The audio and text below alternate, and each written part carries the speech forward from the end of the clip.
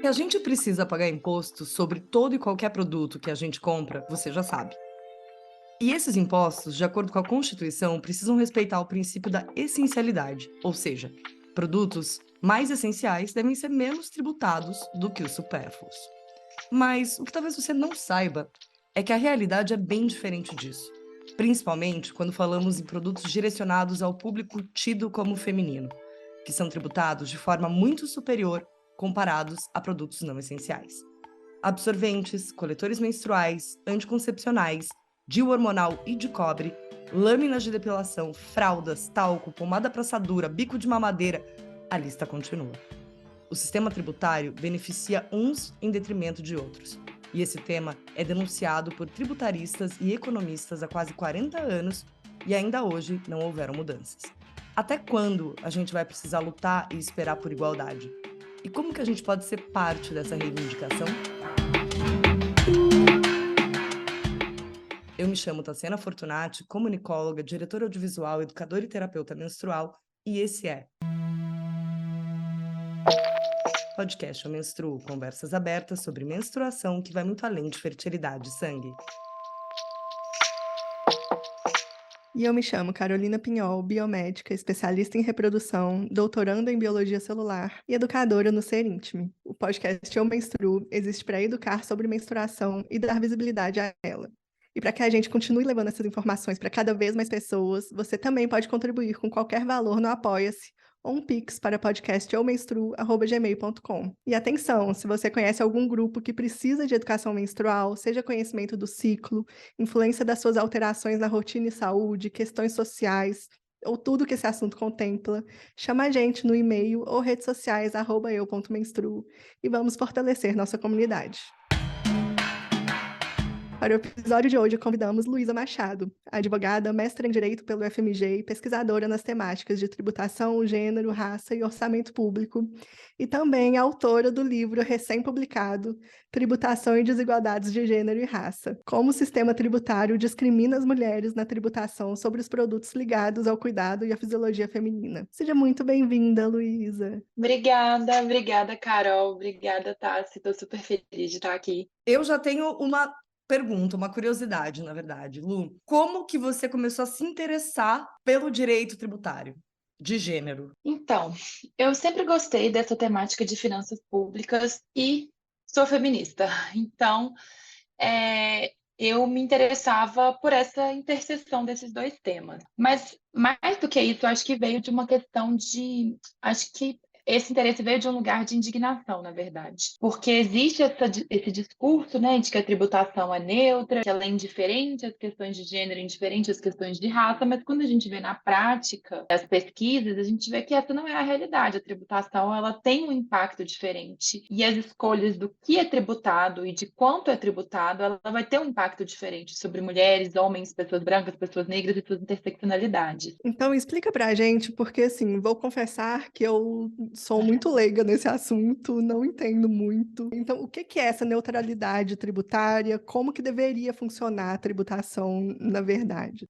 Vou começar então falando um pouco, tentando falar menos no juridiquês possível, mas assim, a gente tem diversos tributos, não vou diferenciar tributo, imposto, enfim, porque são termos técnicos, se eu falar tributo, vou falar imposto, fica nesses termos. Então, a gente tem diversos impostos sobre diversos produtos, tanto sobre consumo, quanto sobre propriedade, quanto bens, quanto renda. Só que a nossa matriz tributária no Brasil, e em geral nos outros países do sul global, é uma matriz tributária focada no consumo. Então, a gente tributa mais o consumo do que tributa renda e patrimônio. Nos países do norte global já existe uma tributação maior. Então, o imposto de renda nos países do norte, ele é maior, mais progressivo. Então, aqui a gente tem o imposto de renda, ele é pouco progressivo, digamos assim. Os ricos pagam poucos impostos. A gente não tem uma tributação sobre lucros e dividendos, por exemplo. Então, os mais ricos pagam poucos impostos.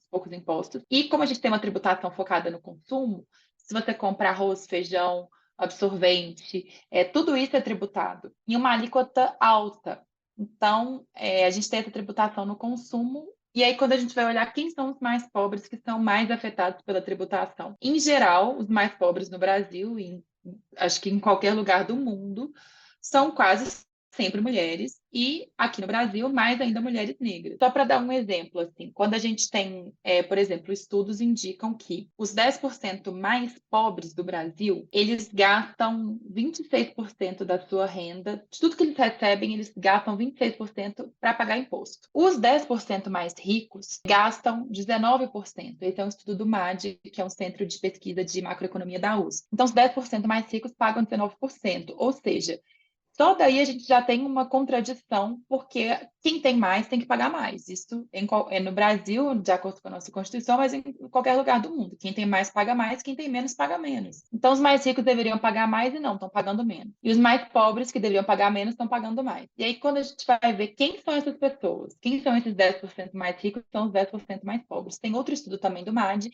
que indica que esses 10% mais ricos, 42% são homens brancos e 10% são mulheres negras. E quando a gente vai ver os 10% mais pobres, esse valor se inverte. 42% são mulheres negras e 11% são homens brancos. Então, de cara, a gente já tem que falar que o nosso sistema tributário, ele acentua essas desigualdades, não só de renda, mas também de gênero e raça. Ele cobra proporcionalmente mais dos mais pobres, que são mulheres negras, do que ele cobra dos mais ricos, que em geral são homens brancos. Então, essa escolha de se tributar mais o consumo e se tributar menos renda e patrimônio, não tributar lucros e dividendos, isso é uma escolha que vai beneficiar os homens e é uma escolha que vai prejudicar as mulheres. E aí temos também isso, só o aspecto geral do sistema tributário. Quando a gente vai olhar os produtos, que foi a minha pesquisa, a gente vê essa discriminação maior ainda. Primeiro, eu gosto sempre de ressaltar o quão é presente a gente, mulher, se mobilizar na força do ódio, né? Você se mobilizou numa força de indignação e 100% das pessoas que passam aqui nesse podcast estão aí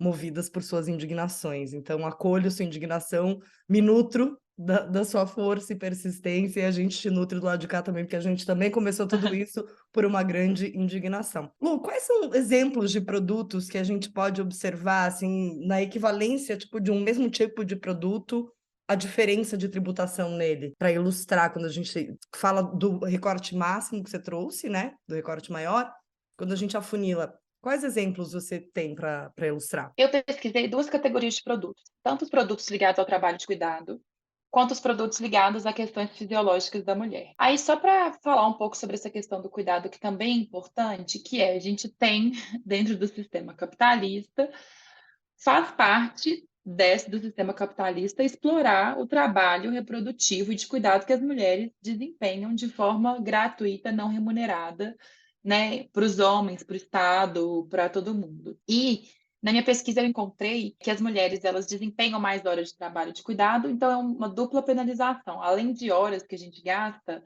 a gente também gasta dinheiro com isso, porque as mulheres é que são responsáveis pela subsistência do lar. Alimentação, aluguel, água, medicamento, tudo isso a gente vê que as mulheres gastam mais do que as mulheres chefes de família gastam mais que os homens. E aí, quando a gente vê esses produtos, todos também têm uma alíquota maior, deveriam ser considerados produtos essenciais, porque um gasto com medicamento, um gasto com saúde, um gasto com alimentação, é um gasto essencial de acordo, né, com a nossa Constituição. Então, ele deveria ser considerado assim pelo sistema tributário. E aí a gente tem, por exemplo, o talco, que tem uma alíquota que pode chegar a 45%, que é um produto muito utilizado, né, para a questão do cuidado infantil. Uma coisa que eu também encontrei, um produto, a cera para prevenir assaduras, que é a mesma cera usada para hidratante de mamilo, durante o processo de amamentação. Ela tem uma alíquota de 37%, somando todos os impostos, que é superior à cera para lustrar carro, que tem uma alíquota de 33%. Então, quando a gente tem lá na pesquisa tributária, tem os grupos de produtos e tem o grupo cera. E aí tem lá cera, tem um termo técnico, mas é a substância, lanolina, se eu não me engano. Tem o produto que é essa base para cera, para hipoglós, e ela é mais tributada do que a cera para ilustrar veículos. E quem tem carro, assim, nos termos dessa divisão de gênero, quem tem carro e quem vai comprar hipoglós. E aí nas outras pesquisas, né, com relação à segunda categoria de produtos ligados à fisiologia. E aí, ligados à fisiologia, eu pesquisei o processo da menstruação, amamentação, gravidez, etc. O que mais me chocou foi a diferença de camisinha e anticoncepcional, porque são os produtos que a gente consegue fazer essa relação direta. Um é contraceptivo feminino e o outro é contraceptivo masculino. Apesar de poder ter a camisinha feminina, mas que, enfim, infelizmente quase não é vendida, quase não é disponibilizada. Infelizmente, a camisinha feminina, justamente por ela não ser divulgada, ela tem uma taxa de falha maior do que a camisinha masculina. Isso também eu levantei, mas enfim, sobre os métodos contraceptivos. A camisinha masculina, as camisinhas em geral, né? Elas são distribuídas pelo SUS gratuitamente, corretamente, é um produto essencial ligado à dignidade sexual, à saúde, ela corretamente é distribuída pelo SUS. E além disso, a camisinha que a gente compra em farmácia, ela tem diversos benefícios tributários, ou seja, ela tem benefícios para ela ser menos tributada. Então, ela tem uma alíquota de 9%, a camisinha de marca da farmácia. Já os anticoncepcionais, não tem esse mesmo tratamento, os contraceptivos, em geral, os contraceptivos femininos. A gente tem, por exemplo, os contraceptivos, as pílulas que são distribuídas no farmácia popular, é uma lista que não é atualizada há mais de 15 anos, então são contraceptivos que têm muito mais efeito colateral, são contraceptivos antigos, e eles têm uma alíquota, né, quando a gente vai comprar, não estou falando da farmácia popular, mas quando a gente vai comprar os anticoncepcionais, eles têm uma alíquota de até 30%. Então, eles são 3 vezes mais tributados que a camisinha. Os absorventes menstruais também têm uma alíquota de 27%. E a gente tem esse projeto da distribuição de absorventes, mas que ainda não se efetivou diretamente. Então, mas uma política não exclui a outra, como a gente fez da camisinha. A camisinha tem a distribuição gratuita e a gente tem o benefício tributário. Por que que o mesmo tratamento não é elencado para os absorventes, para os contraceptivos? Tem uma questão muito clara que é assim, a gente escuta muitos argumentos, principalmente de homens economistas e tributaristas, contra esse debate de tributação, gênero e raça. E aí eles argumentam, mas tem que ter a distribuição gratuita e não a redução. Mas a camisinha tem a distribuição gratuita e também conta com o benefício tributário. Aí fala, a camisinha masculina também beneficia a mulher. Sim, as mulheres podem adquirir camisinha masculina, comprar camisinha masculina dentro desses relacionamentos heterossexuais, mas o controle não está na mão da mulher, está na mão do homem. Então, homens, inclusive, tiram a camisinha durante o ato sexual de forma não autorizada pela mulher. Então, os métodos contraceptivos de controle da mulher, o DIU, o anticoncepcional, eles têm um tratamento tributário muito pior do que o da camisinha. Eu lembro que, bom, gente, para quem não tá vendo esse episódio, a gente, antes de gravar, eu sempre falo, é uma roda de conversa, como se a gente estivesse juntas tomando um vinho. E eu sabia tanto que esse episódio ia incitar muita raiva nos nossos corações, que a Luísa falou, se eu soubesse tava aqui com um vinho. Eu falei, não, então para. Então vai todo mundo pegar um vinho, um drink, porque vai ser um episódio que a gente vai precisar tomar um drink no caminho, porque é um assunto muito difícil de engolir, né? Como quase todos que a gente vive aqui no podcast são difíceis pra gente, quando a gente percebe que tudo que a gente está passando, de toda a omissão que a gente passa, e até nos tributos do que a gente paga, a gente está aí sob esse eterno guarda-chuva do patriarcado. Não está mais distribuindo o preservativo feminino no SUS aqui na cidade onde eu moro. Eu moro hoje num sítio em Santana de Parnaíba, que é 30 minutos da zona oeste de São Paulo, não é que eu tô enfiada num cantinho muito distante. E eu lembro que quando eu usei o anel vaginal, que foi o método que eu usei, eu lembro que eu dividia com o boy. Falava, boy, bora dividir, bora meiar essa despesa aí, né? E na época eu nem tinha consciência que a gente já tinha essa questão da tributação. A primeira vez que eu acessei o assunto foi quando começaram a falar do Pink Tax, da taxa rosa, e eu lembro de uma comparação, eu não vou lembrar dos números agora, mas era uma coisa absurda também, como essas todas que você contou, que era com a lâmina de depilar, que é o mesmo produto, né? 3 lâminas, uma lâmina, 2 lâminas, um é todo embalado em rosa e tem nomes appealing para mulheres, e o outro é a mesma coisa, em embalagem azul com verde e preto e com nomes appealing para homens.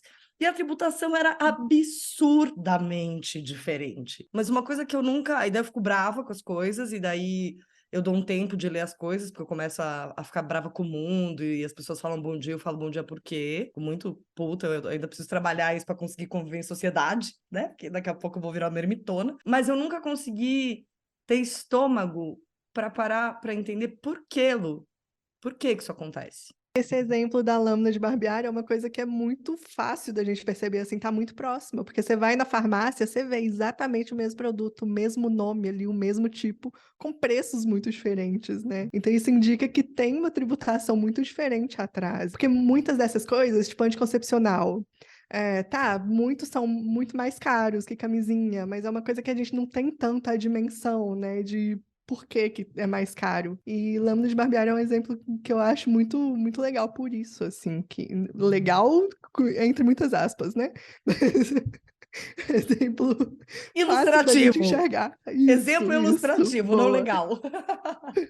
Então, esse fenômeno de Pink Tech já tem um tempo também que é estudado, tem até, acho que é um estudo da SPM aqui, fez um pouco esse panorama dessas diferenças de preço. E o Pink Tech é um agravante, mas são duas coisas distintas, que acho que até a gente precisa falar, porque são dois fenômenos distintos. Quando a gente está falando de Pink Tech, é uma diferença de preço, não necessariamente de tributação, mas é uma diferença de preço que o comerciante vai colocar. Então, o cara da farmácia vai chegar e falar: então as mulheres, né, quer vender mais, quer lucrar mais em cima das mulheres e vai colocar um preço maior para a Gillette rosa do que para a Gillette azul. É uma questão de direito do consumidor. Ah, eu não Não sabia necessariamente é disso. uma Eu não sabia, eu isso, achei não que tinha a ver necessariamente é com uma a tributação. não necessariamente é uma discriminação do Estado. Na verdade, é uma questão mais privada. É Tá. o comerciante, é o industrial que vai colocar um preço diferente para as questões rosas. E aí é em tudo, assim, a gente tem brinquedo de criança que é rosa e azul, até coisa de cachorro eu já vi diferença de preço, assim, a coisa de Mentira, não. cadela rosa, é mais cara do que a coleira azul, assim. E Então, isso antes do filme da Barbie, hein? isso antes do filme da Barbie, pois é. Isso. Ou seja, a gente tem uma questão que vem do Estado e que daí somada a ela vem a do comerciante ali. Ah, que bacana, tranquilo.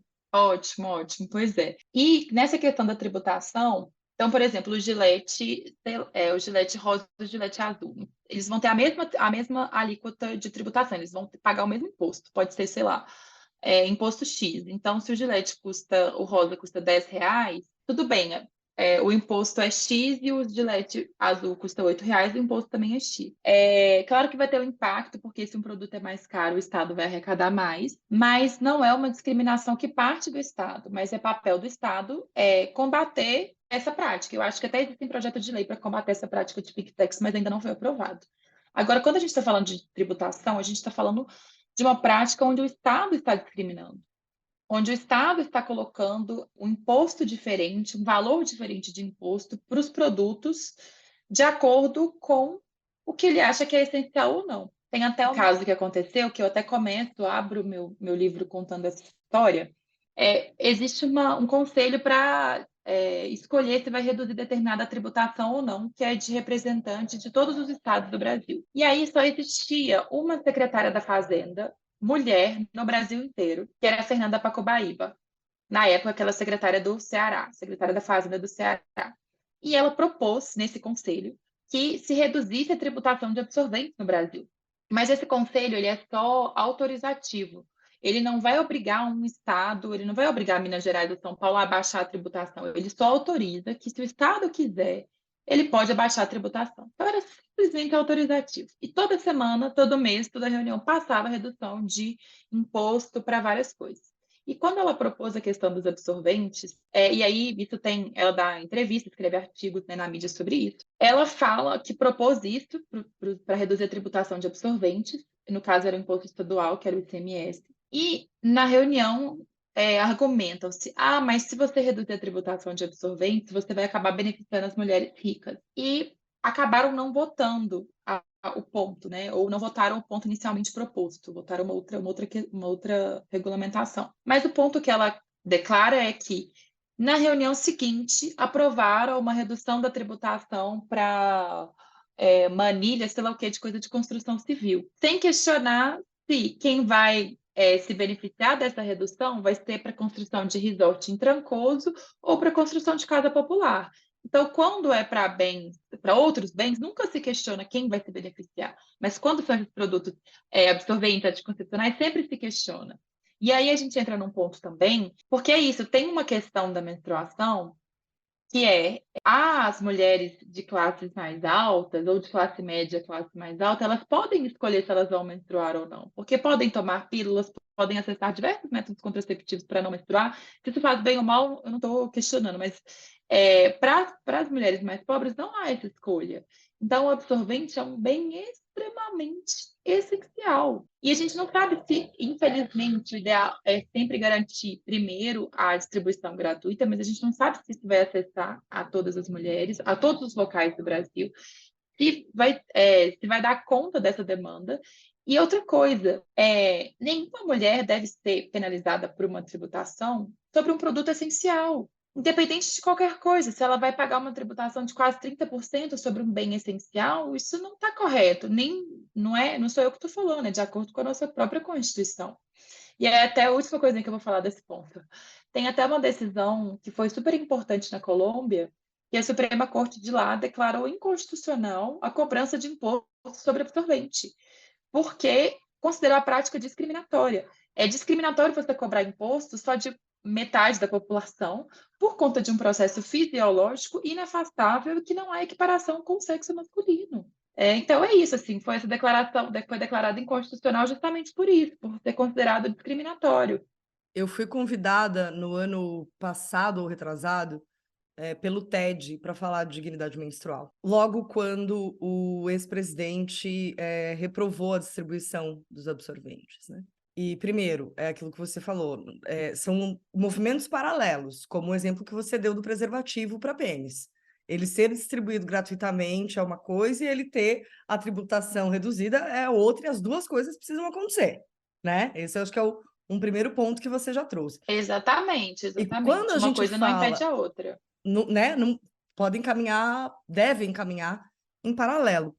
E quando a gente fala da distribuição de absorvente ou da redução da tributação e essa argumentação de benefício a um grupo de mulheres, quando a gente deixa de promover acesso a produtos de higiene menstrual, a gente promove uma série de outros prejuízos. Por exemplo, uma pessoa que menstrua que não tem acesso ao absorvente vai recorrer a panos velhos, a miolo de pão, a jornal, a uma série de coisas que muito provavelmente vão gerar ali uma infecção, que pode até levar à morte. E quando fala de uma infecção, a gente começa a sobrecarregar o nosso sistema público de saúde, quando ela consegue tratamento, certo? Por outro lado, uma criança, uma pessoa que acabou de começar os seus ciclos, deixa de ir para a escola nos dias que ela menstrua. E aí você faz uma conta aí de uma média de 5 dias menstruando por mês, 12 meses, quantas faltas essa criança tem na escola? A gente começa a prejudicar o investimento em futuro de trabalho, de inteligência, que pode ser investido em prol da nação. Então, só para mim, eu não consigo entender até agora um argumento plausível para que essa distribuição não aconteça. Inclusive, o que o presidente deu ex-presidente deu na época também não fazia sentido nenhum. Então, para mim, é muito urgente. É uma questão de dignidade básica de vida, né?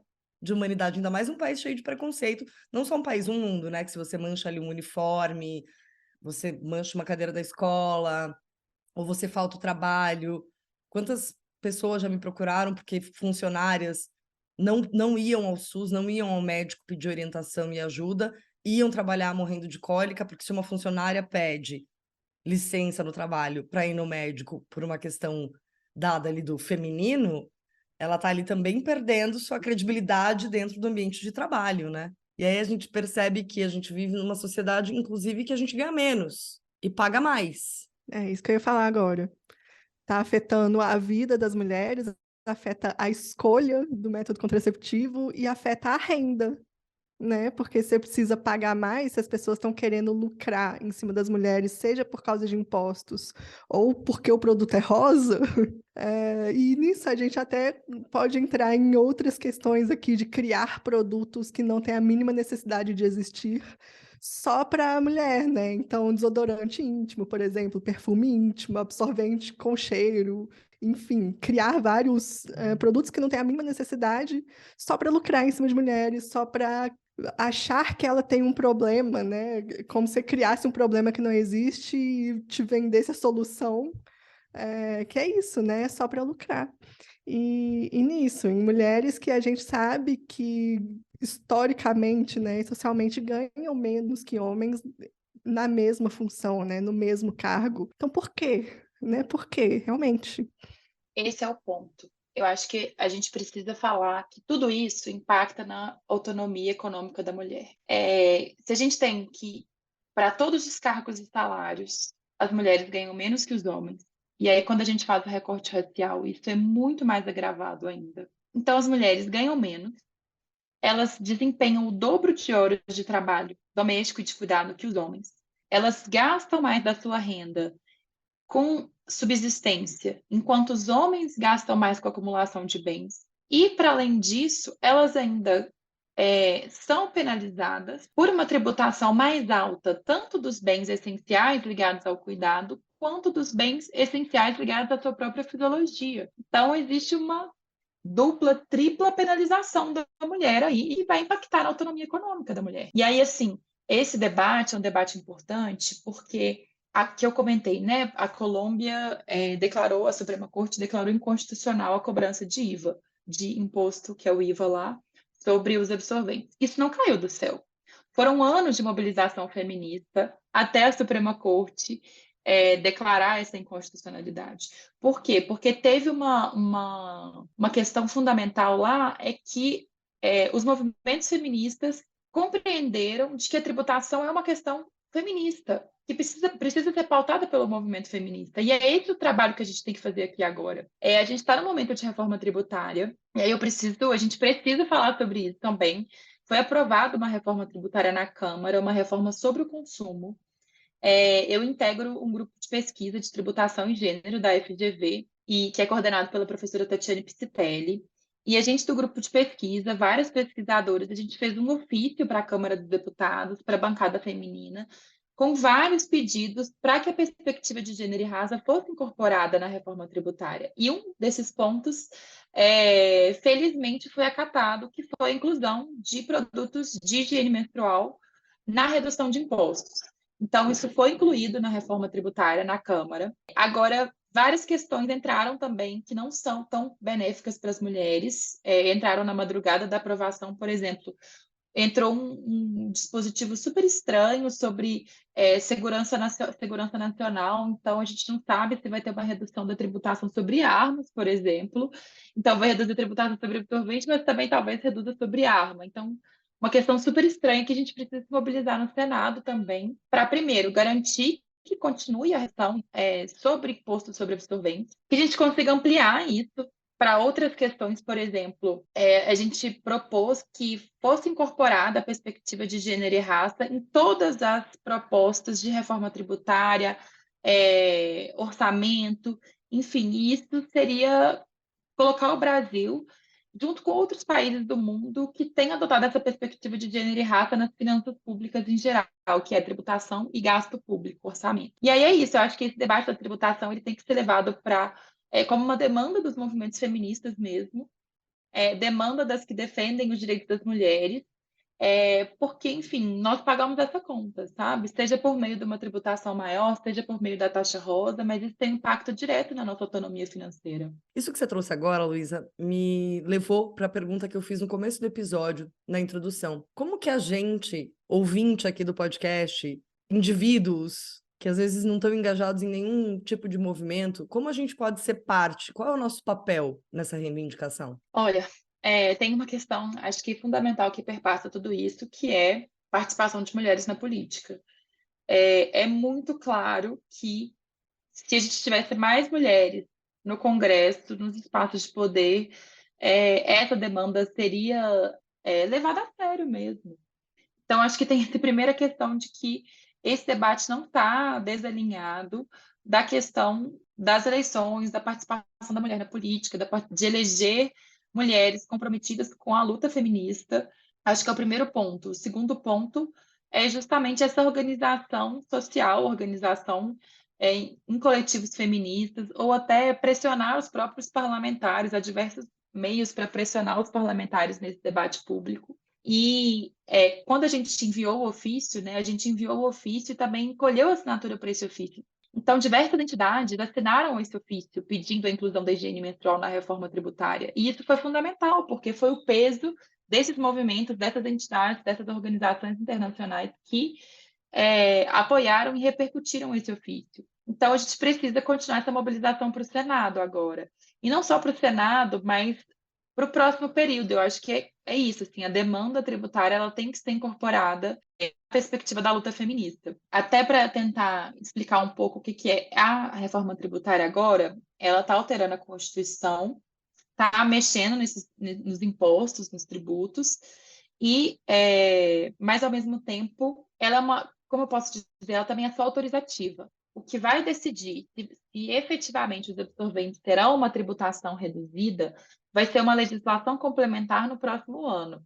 Então, por isso que a mobilização ela tem que ser contínua, porque tudo bem, a gente lutou, foi uma mega vitória conseguir essa permissão na reforma tributária, na PEC 45, mas efetivamente só vai ser garantido numa legislação complementar no próximo período. Então, a gente precisa garantir, por exemplo, que na lista dos medicamentos, os anticoncepcionais e os DIUs estejam incluídos na lista dos medicamentos com redução de tributação. Porque o que acontece hoje é diversos medicamentos têm uma tributação reduzida, inclusive, eu esqueci de comentar isso, até o Viagra. Isso mesmo. Até o Viagra tem mais benefício tributário e paga menos imposto do que o absorvente e o anticoncepcional feminino. Esse é o nível de disparidade que existe hoje na tributação, assim, porque o Viagra Chocada.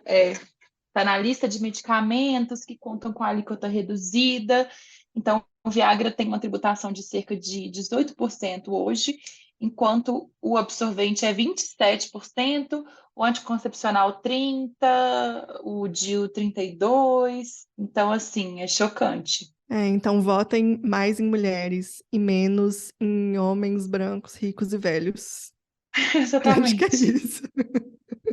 Aí procurem formas de pressionar quem tá agora, né? Até a gente ter as próximas eleições e revisitar voto, quem tá no poder agora, né? Como a Luísa falou, tem várias formas de Exatamente. pressionar. Vamos atrás, vamos no Instagram da galera, no Twitter, não tem mais Twitter, né? No X da galera, Aplicativo da Caixa. né? Mas é isso.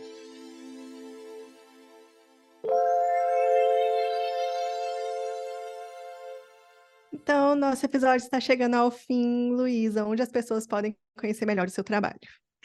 Então, meu livro foi publicado pela editora Letramento. Estou disponível para falar sobre o tema. Me chamem. Precisamos nos engajar nessa luta. É Luísa Machado Menezes, com Z, Luísa com Z, Menezes com Z, tudo junto. E o Twitter é Luísa Machado. Lu, em uma palavra, a primeira que te atravessar sem julgamento, o que é menstruação para você? Poder. Você que está com a gente, fez sentido? Obrigada pela companhia. Tenho certeza que a gente te levou um tanto de indignação e um tanto de luz nesse episódio.